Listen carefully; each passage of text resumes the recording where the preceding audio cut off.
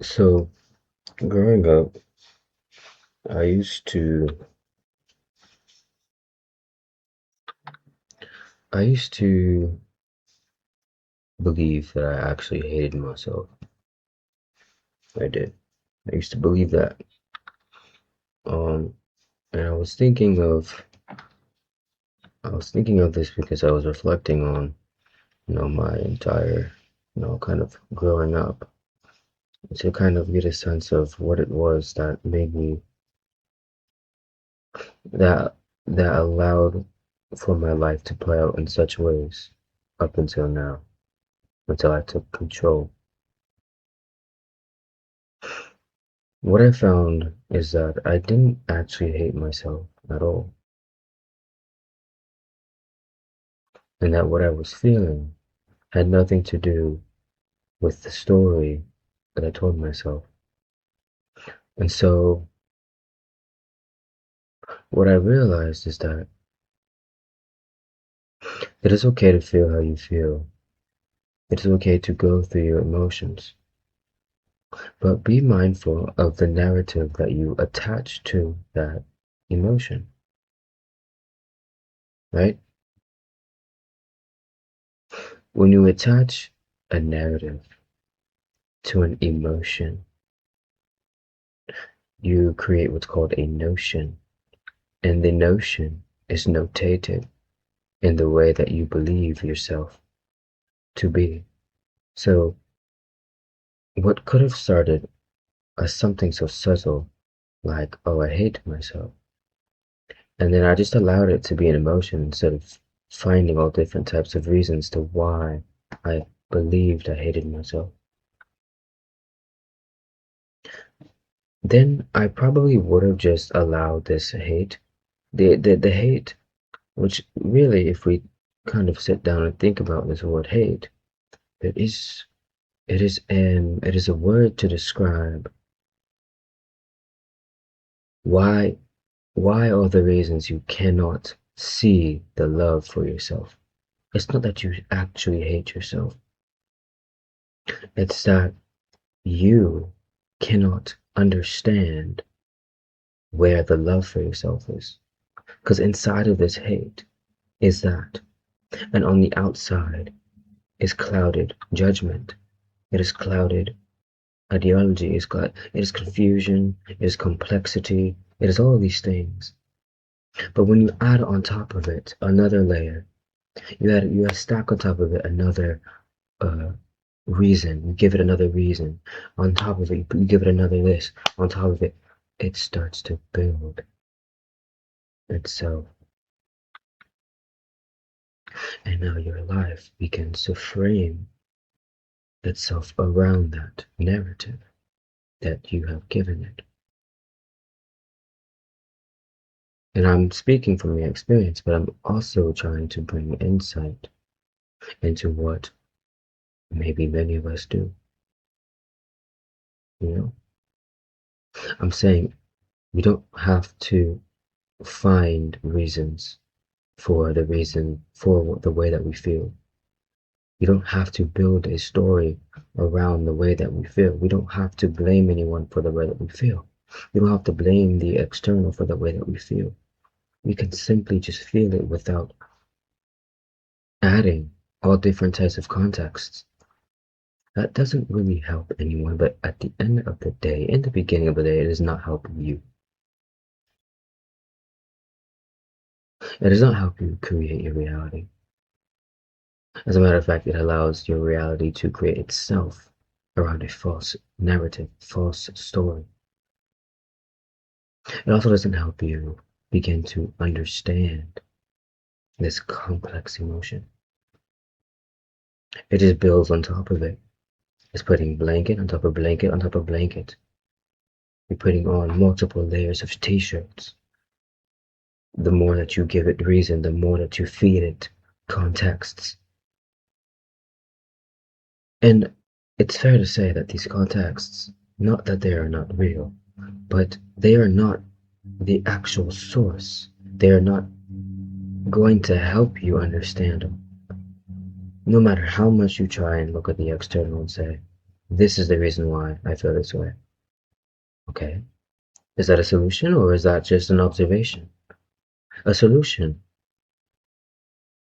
would be to sit with it, to question it, to understand it, or to allow it to be, and allow it to just be and flow through you to where you're not really even placing attention on it, unwarranted, unnecessary stress and attention on it.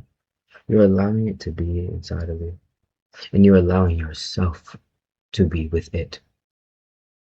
You're building a relationship with this complex emotion instead of allowing it to build inside of you and become a state of being and become an essence. It's important because, and I feel very strongly about this because I fed myself narratives without even realizing that that's what I was doing. And I'm not saying that my life has just been a wreck after this or that even if whether I sat with it or not, whether I built a narrative around it or not, that my life wouldn't have turned out in such ways. That there's no way for me to actually know that. But what I'm saying is what I've learned and what I've observed through the endless amount of reflection that I do on myself. And it's more mind boggling to me that we can do this, that we have the ability to feel something and then find all sorts of reasons to explain or justify to ourselves why we feel that way. Like, why are we trying to prove to ourselves that we feel this way or that the way that we feel is real? It's justification.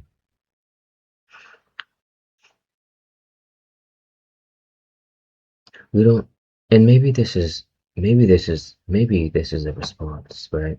Maybe we try to justify the way that we feel so that the next time someone asks us how we feel, we have all sorts of reasons because sometimes other people, the world around us, cannot understand that how you feel is simply how you feel. They don't allow you to feel how you feel. They need a reason. They need you to prove how you feel. But again, that is a narrative that does not respond to you because it is not your responsibility to prove yourself, to prove the way that you feel to somebody else, right? And I know that sometimes we do this because we want people to see us, we want people to feel us, we want people to understand us. But at the very root of that is somewhat validation, somewhat wanting to be cared for, somewhat wanting to be victimized, but a subtle layer of victimized where we want to be held. You want to be that you want to be somewhere inside you feel though as though that you want to be held. And you need a reason to be held. But you really don't need a reason to be held because to say that is the reason why you feel hate. Because you can't find the reasons for being loved just by being you, truly. You don't need a reason to be held. You can be held. You are enough. You can be loved. You don't need to make up a story for others to see that you can be loved.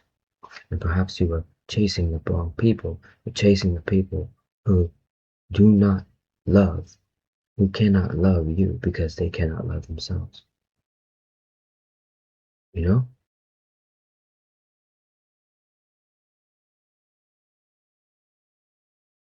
And maybe that's just the whole idea behind it. When you chase love outside of you, it begins to foster what we believe to be hate.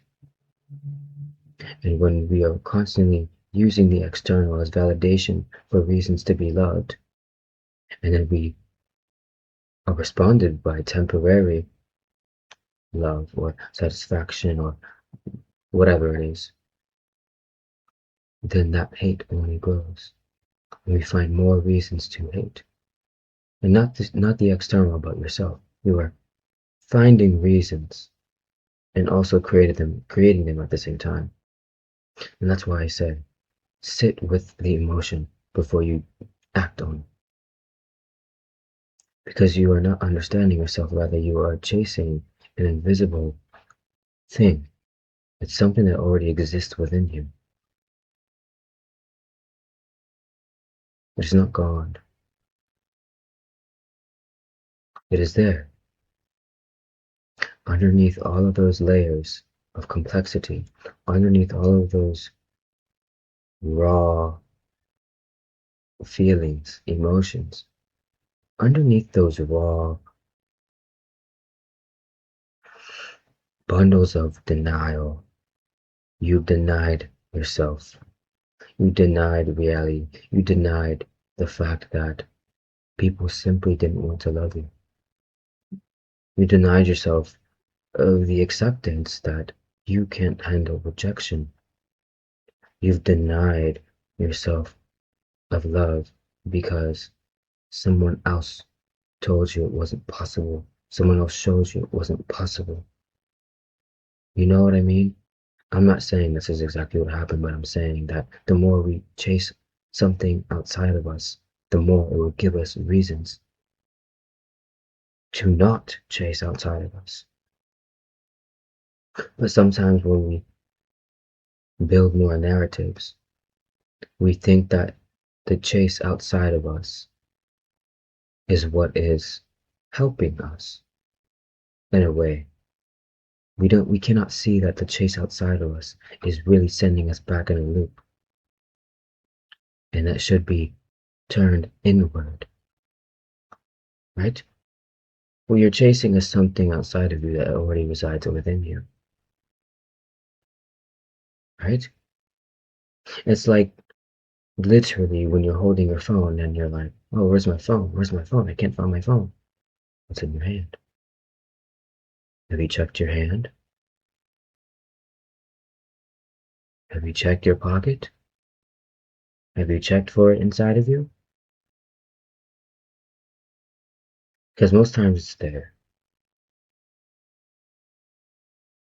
Underneath all that complexity and complication, it is there.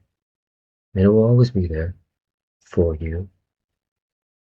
But see, what's inside of you does not chase. It doesn't need to chase you because it's already here. You're already holding it.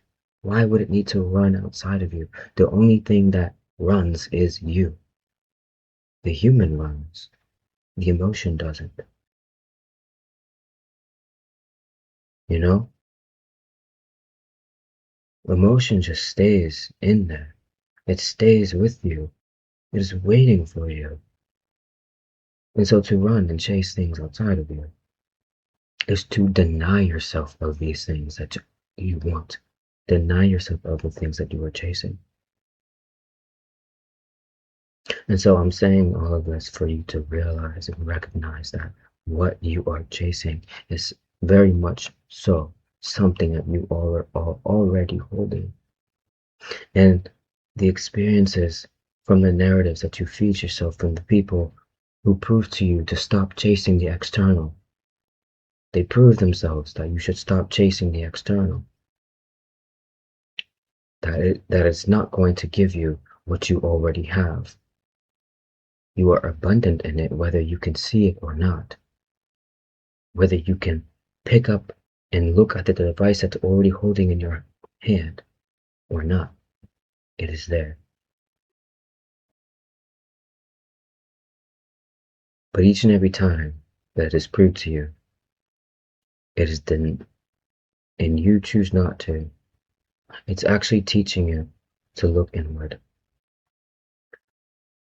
The chases and the attraction and the heartbreak, the cycles that we all at some point run through our lives.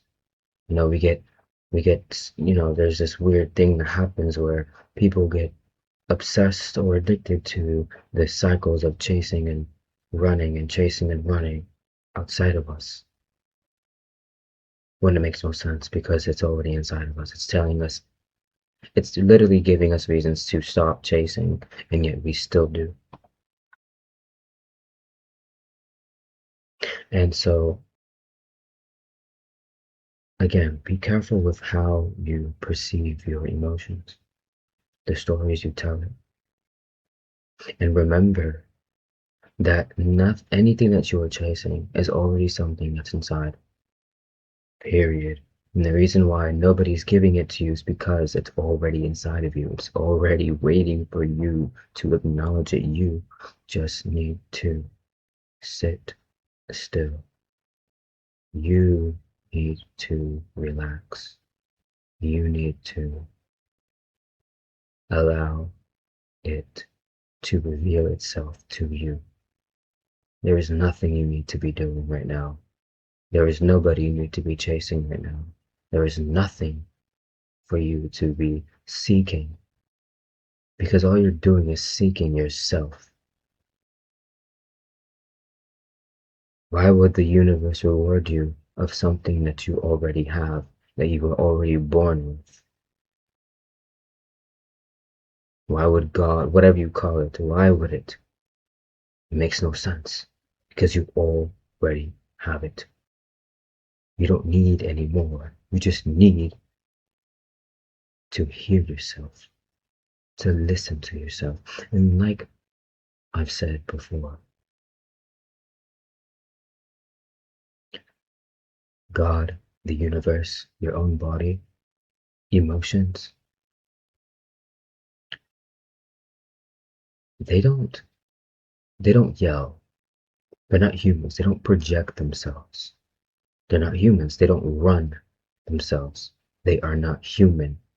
They do not amplify their voice. They are not human.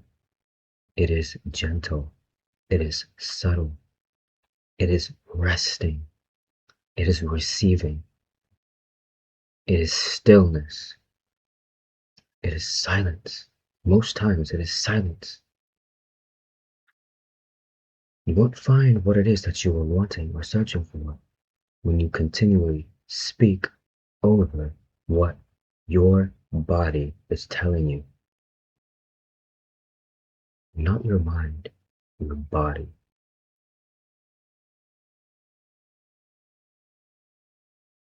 It is sensed.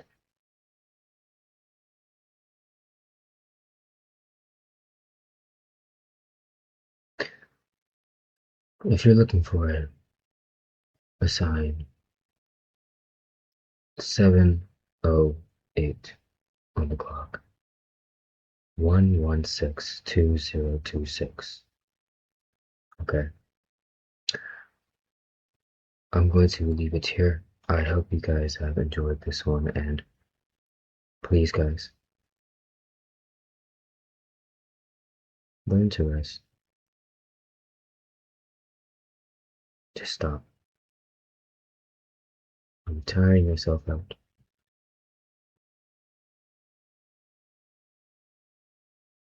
Nobody else is doing it to you. It may have started this way, but at the end of the day, it is you who continues. Okay. Until next time,